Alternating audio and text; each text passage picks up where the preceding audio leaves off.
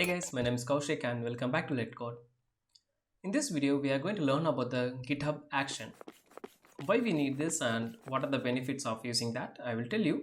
But this video is going to be more of in the developer perspective, not the testing. But stay tuned, I will tell you like where we can find the testing related documents or the reference videos.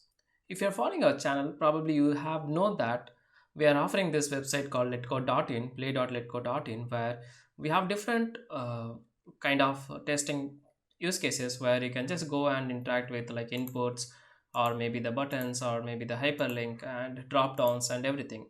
So we have given this website so that once you follow our Protractor series, you can just go and do the practice as well.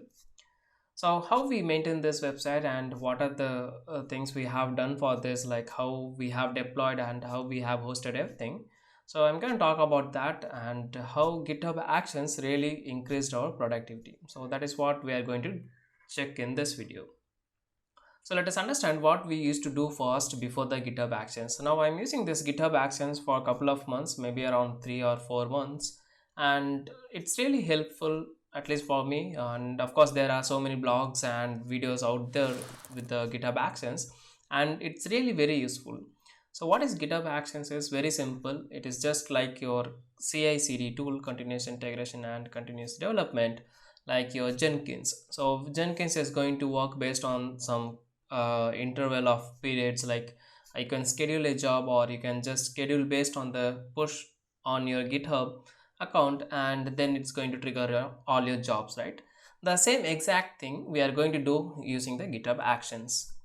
So what we used to do in before the GitHub Actions is like whenever we write our code in our local machine, then we build the project and using this command ng build -- prod, and it takes around 5 minutes to do the build. Once the build is completed, then again we have to use this FireBase deploy command to deploy the build to the FireBase. So we have hosted our entire website, this letcode play.letcode.in in the Google Firebase. So if I show you that, so here you can see that our website is hosted in this particular Google Firebase, and of course it's free. Of course it's paid, but as of now I'm using the free tier because the website is new, and of course we do not have that much audience or the testers. So of course it's the data is not that much users, so of course it's free as of now.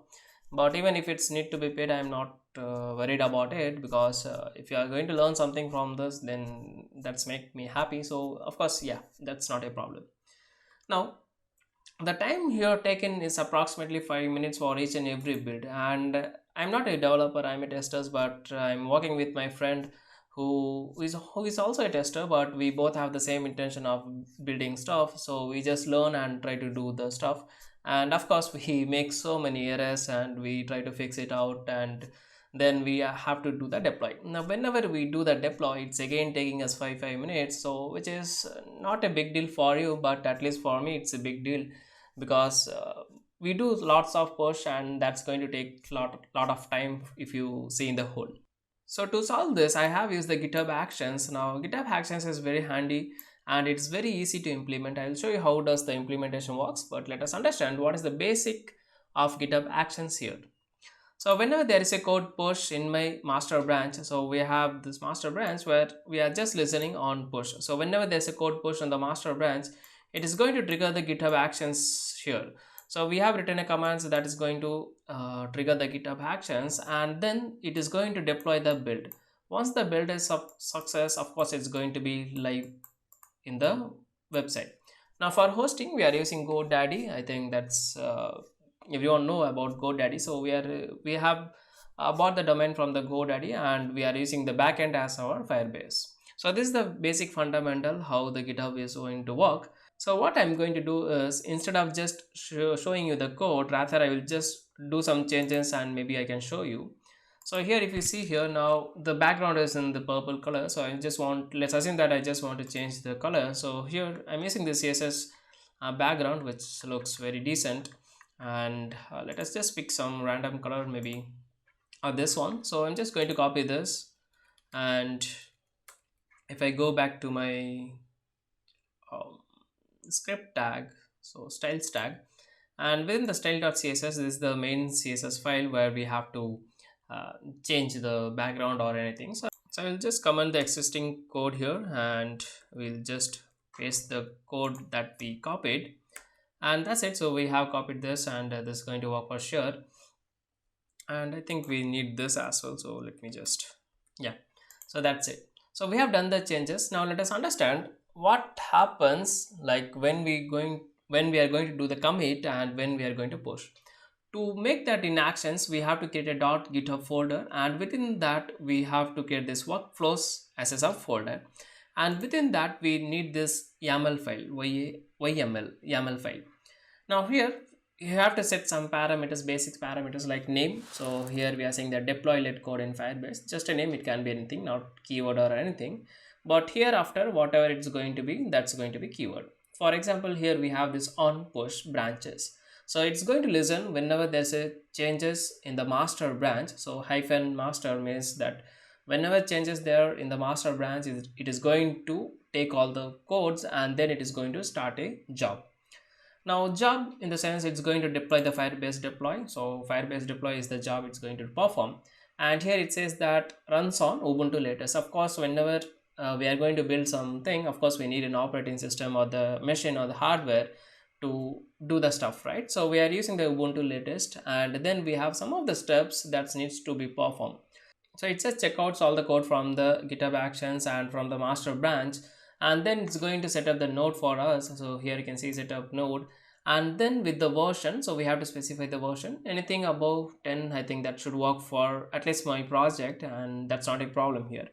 And after that we have this npm install. So this is node package node commands. So if I go to my package.json, here you can see we have this dependencies where I'm using some of the bootstrap and angular core and all other things, and also have some dev dependencies, and these are the just to build the website.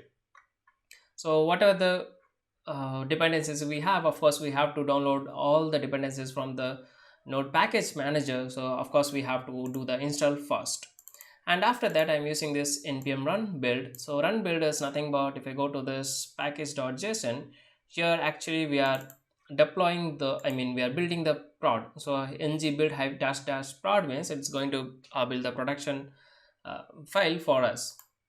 And then we are using this w9jds Firebase action. So this is actually you can find this in the GitHub marketplace. So if I go to there, so this is the GitHub actions for Firebase, and from here only I have used that GitHub action. So you can just click on the use latest version, and that's going to give in your repository directly. So no need to write any code, just you have to point some like on push and what is the branch you have to select it, all those stuff.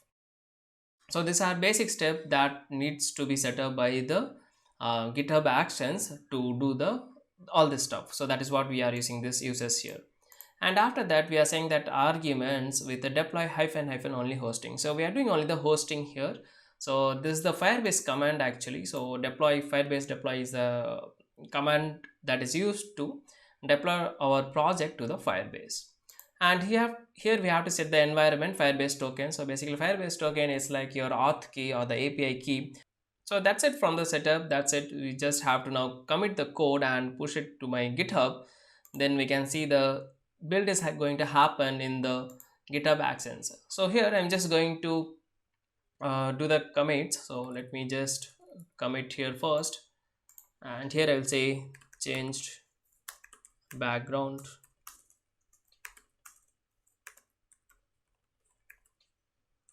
and that's it. And I'm just going to use my GitHub this one, so I can just push my code. And as soon as the code has been pushed from my local repository, and if I go back to my GitHub, and if you go to this action tab, and here you can see that already the deploy has been started and it pulled the recent changes, changed background.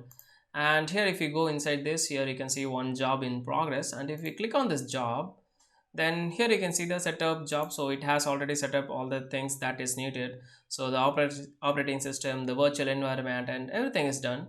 And after that it is going to pull up the code from the GitHub marketplace, this w9jds, which has the internal commands to do the deploy in the to do the communication with the Firebase system. And then it has checked out all the code, so it downloaded all the code from my master, and then it's going to download all, it's going to set up the node for us. And here you can see it's actually running the npm install command. So what are the commands we have given here? It is following the exactly same. The order maybe differs, but yeah, so the npm install and the npm build are going to be exactly same, and it's going to take some time. So I'm just going to pause the video and I'll come back once the deploy is finished. 2,000 years later. So here you can see the npm build has completed, and here you can see it compiled all the files and it has done all the generated stuff. And after that it has saying that completed job, and then that's it. So we are done, and the green color icons, of course, that means the build is done or the deploy is success. Now if I go back to my workspace, and if I'm just going to refresh the page, so I'm going to click on Shift F5, so it's going to do the hard reset, and hard refresh. Now here you can see we have got this new background. So that's it. So this is how we can increase the productivity using the GitHub Action. So if I just depends on my local system instead of GitHub Actions, so I have to wait until the action is going to get completed. But here what we have done is just I can just build the code, and I can just check it, look, I can test it in the local machine, and then I can just push my code to the GitHub, and I can just leave as it is, and I no need to worry about anything. And here, of course, if there is a build failure, I will get a mail, so I can just go and check it out, and that's it. So it's pretty cool. So here at least I got save time around like 4 to 5 minutes. So that's really helpful for me at least, and I believe that's going to be very uh, convenient for each and everyone, and it's going to be very easy task to do. So you have to just go to the marketplace and you can search for anything, like if you want to trigger your Maven project or the Protractor project, so you can just search the marketplace and probably you will get all the stuff. I will leave a link in the description where you can find how to trigger your Selenium Maven project using GitHub Actions. So probably if you are following the execute automation channel from Karthik, you might have known that he has already made this video. So I just want to make the video in GitHub Actions using the Firebase deploy. So that's it from my side. I hope you have learned something new, and this video is going to help you in some way. And also let me know if you are interested to learn on Angular. So probably I can just do some videos, because I have learned not everything, but yeah, I have learned few things, and I think just in case if you are interested, probably I can do that for you as well. Thanks for watching. See you in the next one very soon.